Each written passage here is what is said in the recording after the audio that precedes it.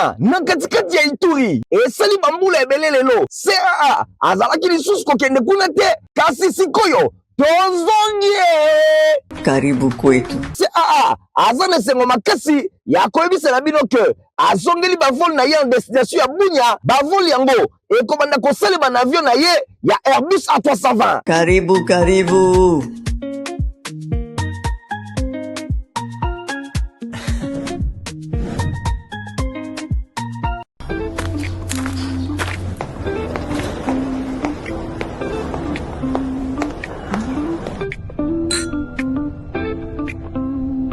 Reprise ya vol CAA na Kolwezi et zongi déjà à partir le 13 avril 2026. Bon réserver déjà ma place na bino.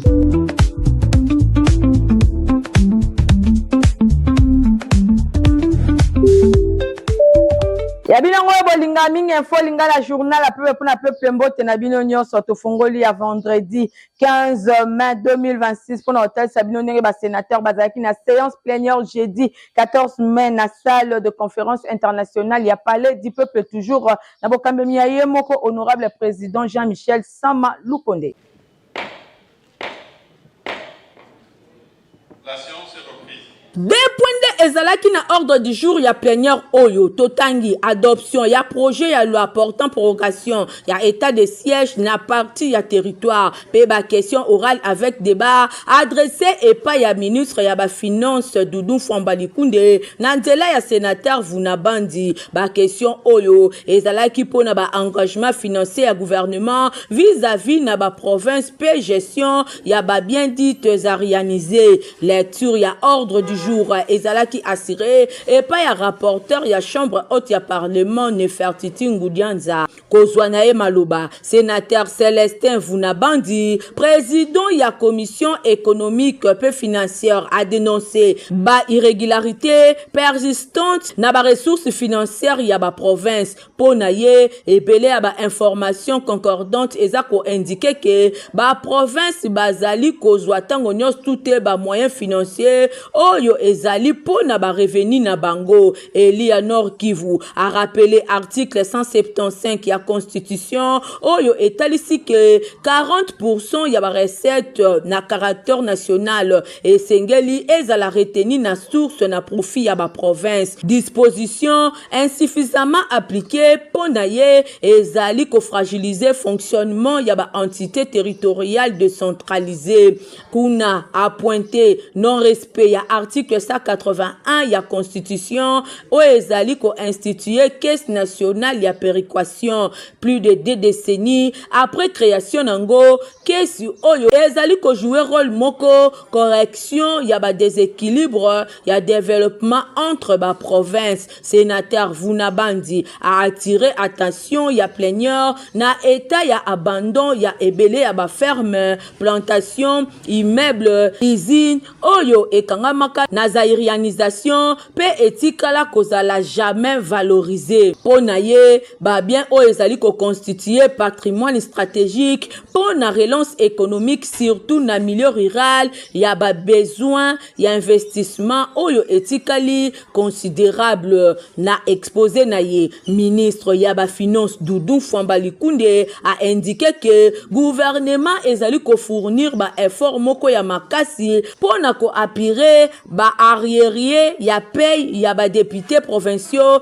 pe ko assurer ba émolument ya ba conseillers communaux a justifier ba retard oyo ezali na contexte ya guerre ya agression oyo mboka eza ko traverser kuna atalisi 30 à 37% ya ba recette ezali affecté na sécurité. Gouvernement azali ko futa malembe ba éli provinciaux pona question ya ba bien zairianisé. Ministre a précisé que inventaire moko ya ba bien ya ba province ezali en cours pona ko aboutir na ba solution appropriée. Président de l'Assemblée nationale, honorable Aimé Bojusangara, a solo la qui jeudi 14 mai 2026, naba agent P, cadre et administration parlementaire, nyonso et les cas qui na salle de spectacle, ya palais, du peuple héritier mapinde, mais gang ting bazaïk, nous la compte info lingala. Dialogue direct engagé et paye à président et assemblée nationale honorable Aimé Boji Sangara et l'ongona ba agent pe ba cadre et administration parlementaire et 5 suspension y a grève oyo et paralysé qui depuis ba jour et belé fonctionnement y a administration y a chambre basse y a parlement et zalaki bongo na masolo oyo ba betaki jeudi 14 mai 2026 na salle de spectacle y a palais du peuple. Na présence, il y a rapporteur Jacques Njoli, puis secrétaire général et institution Oyo Jean Gouvolo. Malgré agenda Oyo, ils allaient charger pour n'avoir faire à l'État honorable. Et mais Boji Sangara, Athéna qui personnellement Koyoka, ba préoccupation ba gréviste, Oyo ba déterre qui cahier des charges na bango, essentiellement accès na ba conditions sociales, financières, administratives, il y a Assemblée nationale. Liboso, il y a ba agent président et Assemblée nationale. A reconnaître que légitimité à ba revendication et belé exposa qui ba contrainte budgétaire oyo institution azana yango a commis na tête ya Assemblée nationale en plein exercice budgétaire expliquer bango que ba solution mususu esengeli kozela réaménagement budgétaire pe gestion rigoureuse de ba ressources oyo ezali disponible. Numéro 1 ya chambre basse ya parlement annonça que contrôle oyo pona ko identifier ba effectif réel ya administration parlementaire pe ko réaliser ba économie oyo ekosenga ko améliorer na lombango ba conditions sociales ya ba agent alobela ki question ya ba nouvelles unités a dénoncer ba recrutement irrégulier pe a promettre ba mesures ya assainissement pour na kosilisa recrutement anarchique pe a reconnaître que crise sociale mingi ba promesse ya ko multiplier ba salaire to ko quadrupler oyo ezali situation héritée et pas ya ba prédécesseur na ye et Meboji a rappelé que principe ya continuité à l'état et ezali ko imposer responsabilité à comme ma réponse concrète ma préoccupation ya ba agent pe asengi na ba agent mingi penza baye bana kosala preuve ya patience a souligné que nyonso ekoki kosalema na mbala moko te ba gréviste na nzela ya président ya comité syndical ya crise Joël Kanji ba komisi disponibilité pe humilité longona esprit ya écoute ya président ya assemblée nationale na suka ba échange na bango honorable Aimé Boji bango ba décider ko suspendre grève pe na assemblée générale oyo ba kosala mikolo ezali koya ba agent bango nyonso ba souligner que échange oyo direct et fongoli elongona président ya assemblée nationale na administration parlementaire oyo ba organisa kité depuis époque ya bureau ya Minaku ba komisi retour ya dialogue social pe proximité na kati ya institution pour les observateurs ebele beaucoup tani oyo ezali ko marquer retour ya gouvernance fondée na dialogue social écoute permanente pe ba concertation entre ba animateurs et institution et longona administration. Conseil économique et social bazalaki na séance académique jeudi 14 mai 2026 au thème nango zalaki bongo la réforme foncière en RDC enjeux et perspectives nyonso na bokambemi ya président na yango Jean-Pierre Kiwaka na bo na badete longo na Christian Kengebeni pe héritier Mapindemi. Président du Conseil économique et social, son excellence, M. Jean-Pierre Kiwakana Kimayala, a présidé qui jeudi 14 mai 2026 na Kinshasa Gombe, séance académique animée dans son excellence, Madame la ministre des Affaires foncières, Onej Nsele Mpimpa. Thème nango izalaki réforme foncière en République démocratique du Congo ba enjeu pe ba perspective l'intervention na ministre des Affaires foncières a présenté qui ba principale orientation ya réforme foncière engagée et pas ya gouvernement nanzela ya loi numéro 25/062 ya le 30 décembre 2025 où izali ko modifier pe ko compléter loi foncière ya 1973 na ouverture exposé na Onej Nsele Mpipa a rappelé ba terre Thomas Belé et ezali ko représenter bien plus simple espace administratif autopé économique. Boema Belé ezali kakate espace pour na ko administrer kasi yango ezali identité héritage collectif pe ya mémoire ya batonyon so tozana devoir moral pe républicain ya ko batela yango ndenge a déclaré que libosé ba membre ya conseil économique et social ministre expliqué alobi réforme oyo ezana 5 piliers ya makasi pour na yango sécurité nationale, sécurité juridique, transparence économique, justice sociale et efficacité administrative.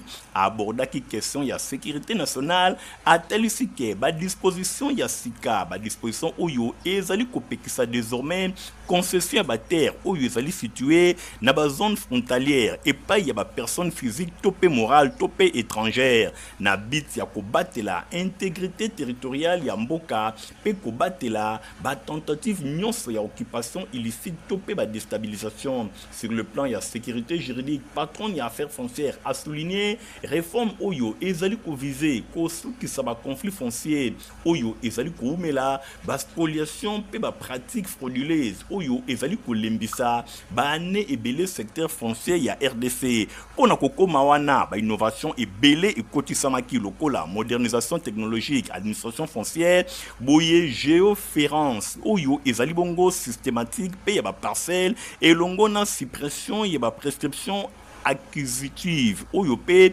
ezali bongo extinctive na matière foncière a évoqué qui transparence économique honnête nsele a insisté na nécessité à assainir secteur immobilier pe ko renforcer ba recette publique pe ko améliorer confiance des investisseurs réforme oyo ezali ko prévoir ko créer mercurial foncière pe immobilière obligation à ko bancariser ba transaction immobilière pe ba recours nyonso ezala obligatoire na expertise immobilière certifiée. Ministre ataki pe na avant-plan dimension sociale ya réforme oyo na tina wana ba disposition ya sika ezali pona ko renforcer droit ya basi pe ya ba jeune azali ko assurer mingi meilleure protection ya mabele pe ya ba communauté locale pe ko réduire ba superficie oyo epesami ya ofele pona oyo etali efficacité honnête nsele a expliqué ba réforme ezali engagé pona ko améliorer qualité ya ba service public. Ministre ya affaires foncières a estimé que réforme oyo ezali levier moko ya malonga pona valorisation ya patrimoine ya l'état. Boyina maloba na ye président ya conseil économique et social Jean-Pierre Kiwakana akumisaki pertinence ya portée stratégique ya makambo oyo nyonso ezali engagé na secteur foncier pona ye alobi l'état esengeli a procédé na vente ya ba terrain pe na traçage ya ba route pona délimitation ya ba numérotation ya ba parcelle pe installation ya ba infrastructure essentielle lokola ba réseau d'eau électricité pe ba système et évacuation ya mai. Boye alobi pe lisusu ke azali inquiet mingi na urbanisation anarchique oyo ezali observé na ba quartier ebele.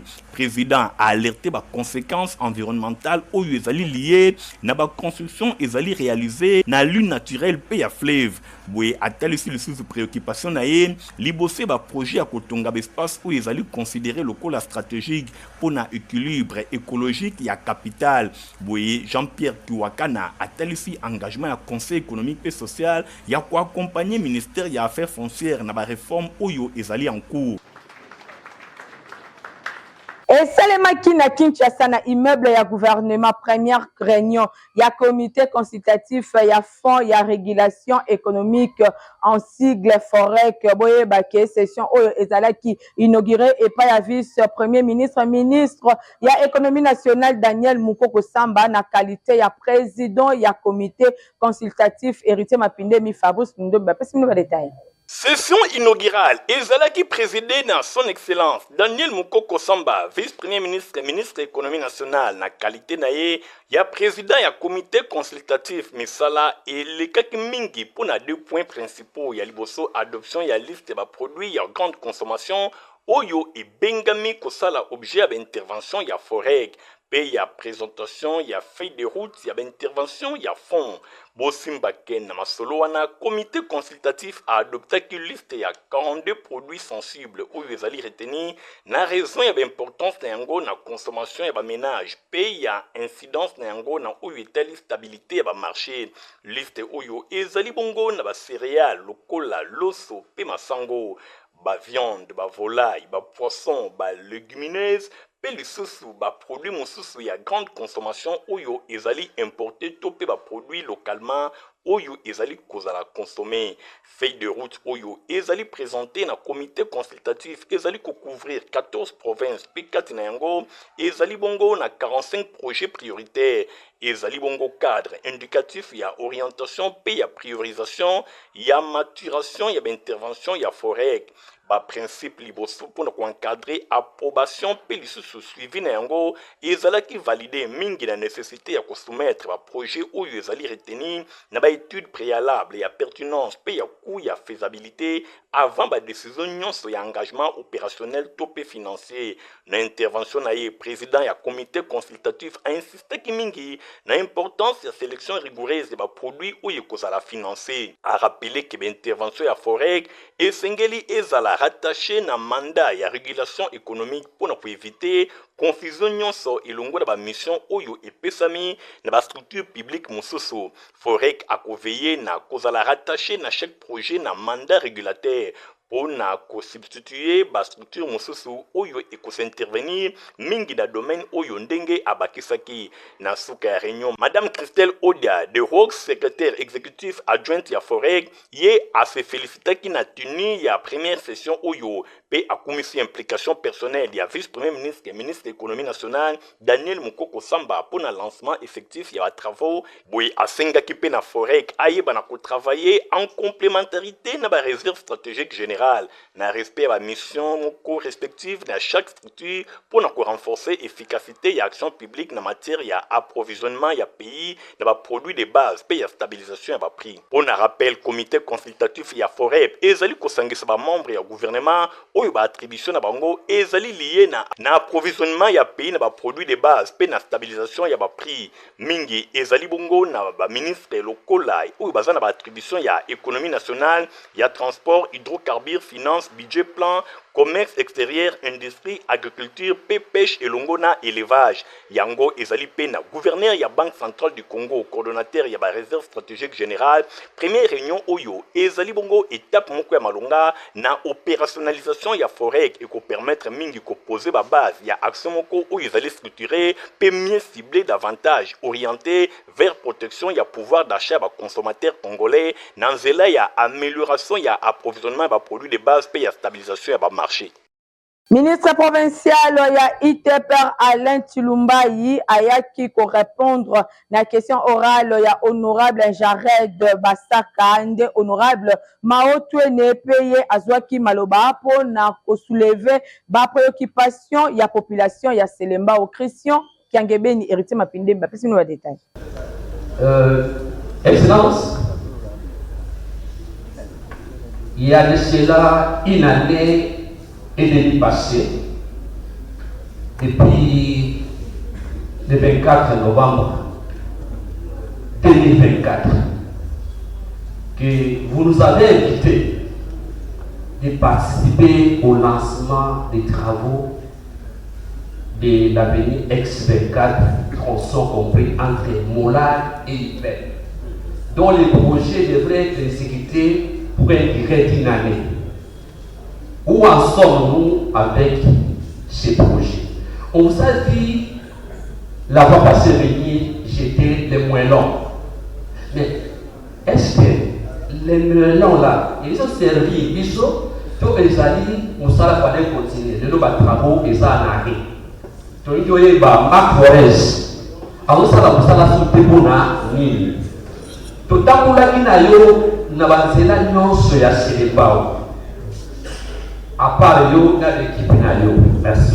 Si le lot atteint 1 km réalisé là à Selemba automobile bana Selemba va tourner ba yesinga na tourna yo est-ce que Selemba ezali commune à part ya ville à Kinshasa pour baza ko bénéficier ba zelato nini merci beaucoup Selemba ezali moi bénéficier ba zelate merci le monga la salle na salle na Selemba Nabotani na Selembao, le ministre de Selembao. Alors, non, c'est pas que la naïve. Merci.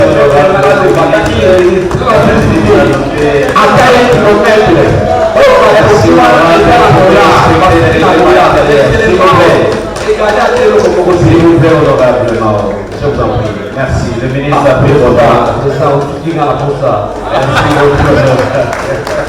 Vous serez complété par les autres. Vous serez complété par les autres collègues. Je vous en prie, honorable. S'il vous plaît, honorable. Je vous en prie, honorable. Technique. La couleur enseignement pour retenir que ba élève ya complexe scolaire Mama Pemba école ya fondation Nerombungu ba sala qui école promenade na rivière Njili ba détail elongo na la dit landu pe héritier mapindeli. École promenade ezalaki au rendez-vous na complexe scolaire Mama Pemba. École ya fondation Nerombungu. Formation ezali ya qualité pour na ba élève na bango. Awa ezali bane ya maternelle, première, deuxième, puis troisième. Basalaki école promenade. Destination ezalaki bongo rivière Njili. Bango wana bakendaki accompagné na encadré na bango nyonso. Pona kotala ndenge nini rivière Njili ezali kotambola ba pirogue ezali koleka ndenge nini bato bazali kokatisa ngambo na ngambo pe batalisaki bango balobi rivière Njili euti wapi pe ezali kokende wapi esika nini ebwakami na fleuve Congo nyonso wana ba enseignant bazali kotangisa bana na ndenge ya malamu po bayeba ndenge nini makambo ezali kotambola ba découvraki biloko ebele sur place na rivière Njili ba encadré na bango batunaki bango pe mituna ya ndenge na ndenge ba répondaki pona kotalisa ke ba leçon nyonso oyo epesamelaki bango ezalaki bien assimilé. L'eau, j'aime l'eau, quand je les bois, ça me fait du bien. On fait tout avec l'eau, la vaisselle, la lessive, préparer la nourriture et rendre mon corps propre. Sans l'eau, on ne peut pas vivre. L'eau, c'est la vie. Ah bon, l'eau, c'est la vie? Oui. Allez, bisous, bisous. Ah. Ouais. Ba élève ya complexe scolaire Mama Pemba formation ezali vraiment ya qualité école promenade oyo et bakisi bango makambo ebele ndenge moko ya bancadrer na bango anto expliquer na micro ya info lingala promenade bana pos totangaki OER bana batangaki onka na kata ya classe siko nde tolingaki bamona ngo concrètement boye yango toyaki na bana awa po bamona mai oyo eza ndenge nini po tolobaki na bango ba propriété ya mai les propriétés de l'eau. L'eau est inodore. On peut déjà soloter, goûter. L'eau n'a pas de couleur. Donc, l'eau a une couleur. Et puis, tu peux sous propriété utiliser à l'eau. Il y a maï. Maï, il y a chocolat bilamba, chocolat basani, olambela, et chocolat nzoto. Pour ce qui m'a exaté, bon, moi, exaté. Donc on a dit l'eau c'est la vie.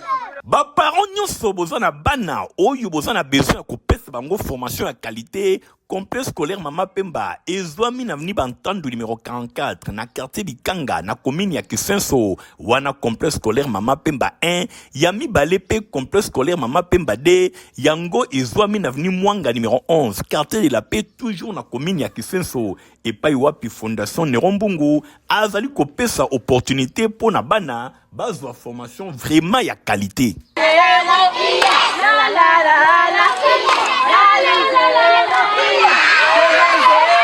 Compagnie africaine d'aviation CAA azongisi bavol na ye ya Kinshasa Bunya.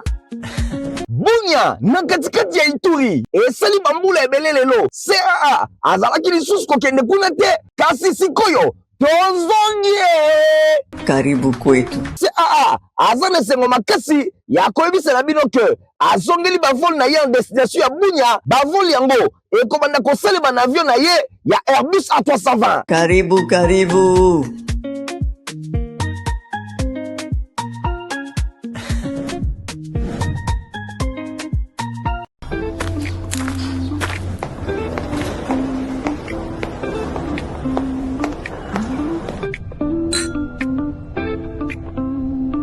Reprise ya vol CA1 na Kolwezi et zongi déjà à partir ya le 13 avril 2026. Bon réserver déjà ba place na bino.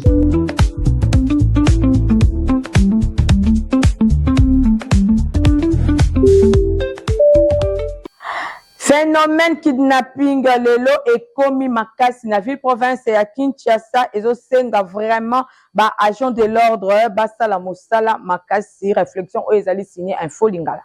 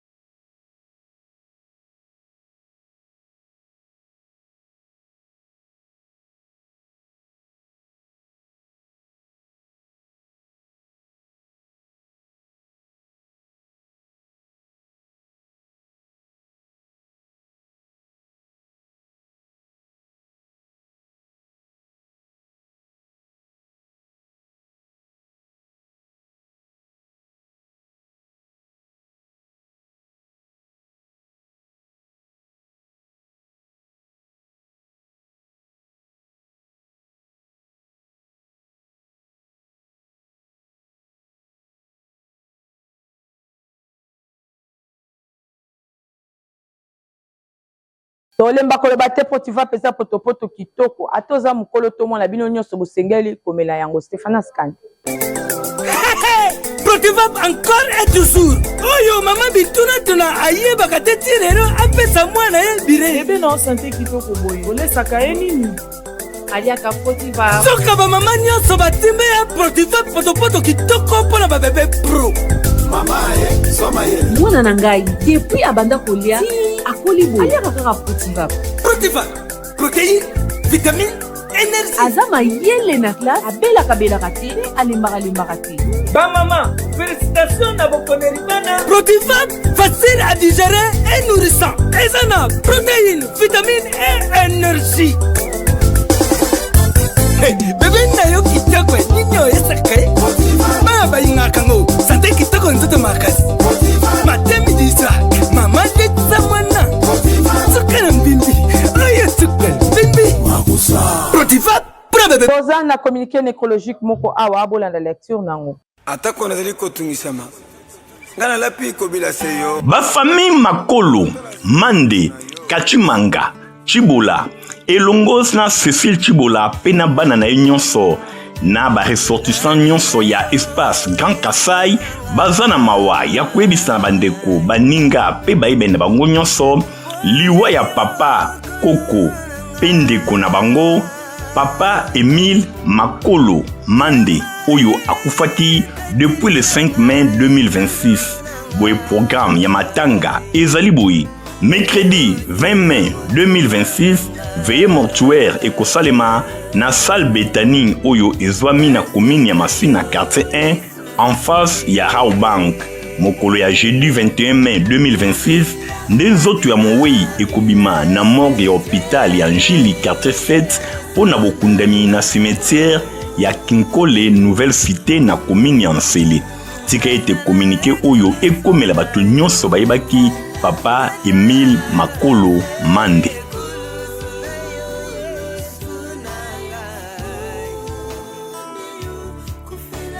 Hello, nina sila kate info lingala journal a peu pona pepe ya vendredi 15 mai 2026 yango e komi na suka soki bo apreste yango mingi bo remercier Nathalie Kaela Kapenda oyo akumbelaki édition na sima caméra tozalaki na Igor Ntingi montage et sima makrina Christian Kengebeni Igor Ntingi pe Francis Kanza loko info lingala journal a peu pona pepe za ka superviser et pas hériter mapine bandeko botika la malam au revoir. Ezando réalité, CAA, Compagnie africaine d'aviation, Fumu, pas de temps mort, Namasolo Yamapata, Rafale toujours, Botu Nangani Nye, number 1 Yamapata, CAA, Azongisi Bavol Naye na Bunya, déjà le 20 avril, Oyo, Bosepela, Kinshasa Bunya, 3 fois par semaine, veut dire lundi, mercredi, pe samedi, Bavol Oyo, et Kozala effectué na Airbus A320. Karibu, karibu.